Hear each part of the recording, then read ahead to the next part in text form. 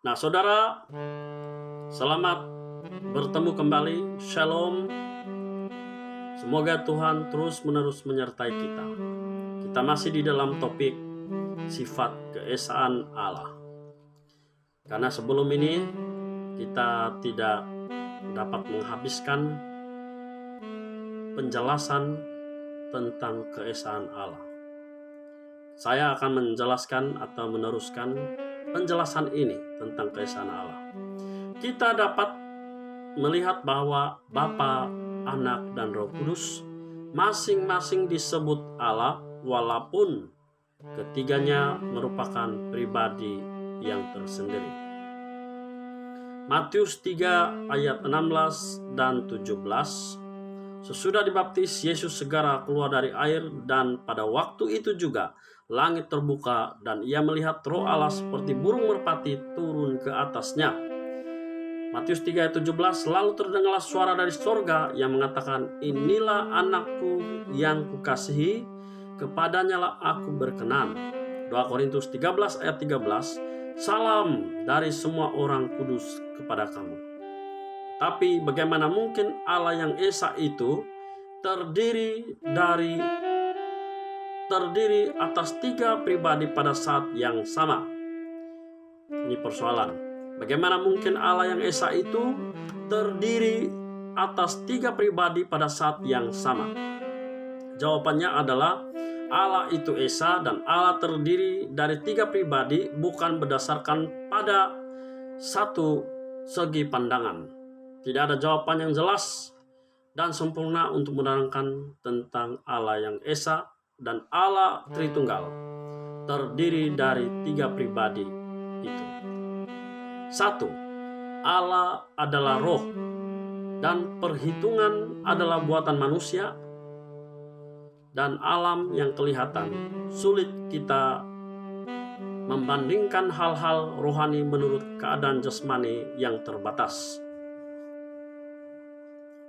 Nomor 2, Allah tidak terbatas, sedangkan kita sangat terbatas sekali. Tuhan Allah diam di dalam terang yang tidak dapat dihampiri oleh manusia. Kalau kita mencoba menerangkan keesaan Allah dan Tritunggal Allah, berarti kita mencoba menjelaskan hal-hal yang tidak terbatas dengan pikiran dan perkataan yang terbatas. Jadi jelas itu tidak sempurna.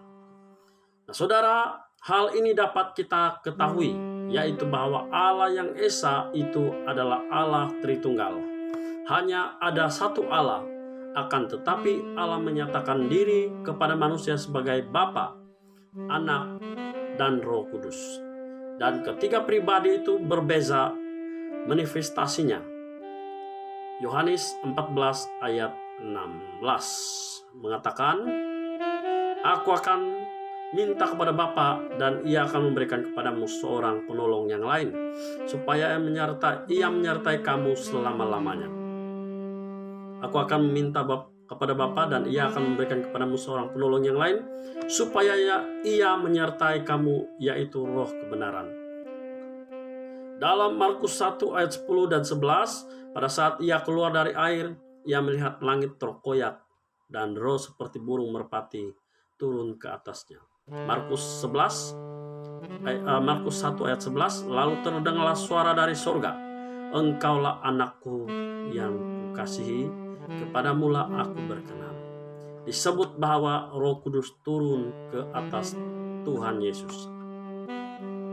Jadi hanya satu, Allah hanya satu, dan ia menyatakan dirinya kepada kita dalam 3 pribadi, Bapa, Anak, dan Roh Kudus. Setakat ini saja penjelasan tentang sifat keesaan Allah. Karena kita manusia terbatas, kita tidak boleh